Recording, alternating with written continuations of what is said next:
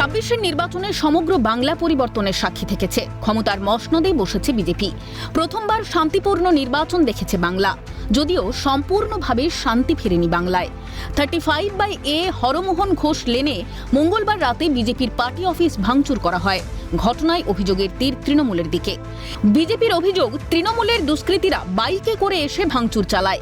ঘটনায় বিজেপির তরফে বেলেঘাটা থানায় অভিযোগ দায়ের করা হয়েছে। বুধবার ঘটনাস্থলে রুটমার্চ করেন কেন্দ্রীয় বাহিনীর জওয়ানেরা।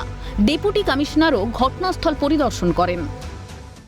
গতকাল রাত 11:30 নাগাদ বেলেঘাটা থানার অন্তর্গত বিজেপি পার্টি অফিসে ভাঙচুর করা হয় বলেই অভিযোগ। ইতিমধ্যেই যে ছবি দেখা যাচ্ছে যে একেবারে সকাল গড়িয়ে যে সময় দুপুর, ঠিক সেই সময় কলকাতা পুলিশের উচ্চপদস্থ আধিকারিক তারা মূলত এই এলাকা পরিদর্শন করছেন। মূলত কোন কোন জায়গায় সিসিটিভি ক্যামেরা রয়েছে সেই সমস্ত কিছু খতিয়ে দেখা হচ্ছে।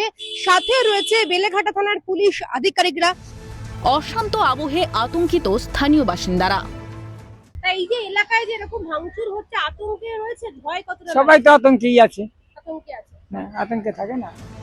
বিজেপির দাবি, তাদের একজন সদস্যের ওপরেও হামলা করে তৃণমূলের দুষ্কৃতী বাহিনী। এসছে রাত্রির 11:30 হবে, এরকম ভাঙচুর করে গেছে। সবাই 10:30 পর্যন্ত পার্টি অফিসেই ছিল।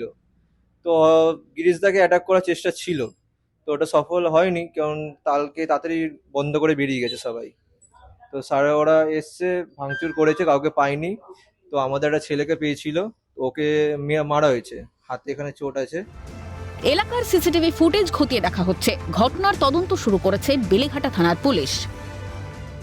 ঘটনাস্থলে কলকাতা পুলিশের আধিকারিক ডিসি তিনি এসেছিলেন, সমস্ত এলাকাটা পরিদর্শন করেছেন। বেলেঘাটা থানার পুলিশ আধিকারিক এসেছিলেন। শুধু তাই নয়, রীতিমতো রুট মার্চ করছেন কেন্দ্রীয় বাহিনী। তার কারণ এই এলাকার কোন কোন জায়গায় সিসিটিভি ফুটেজ রয়েছে সেই সমস্ত কিছু সংগ্রহ করা হবে।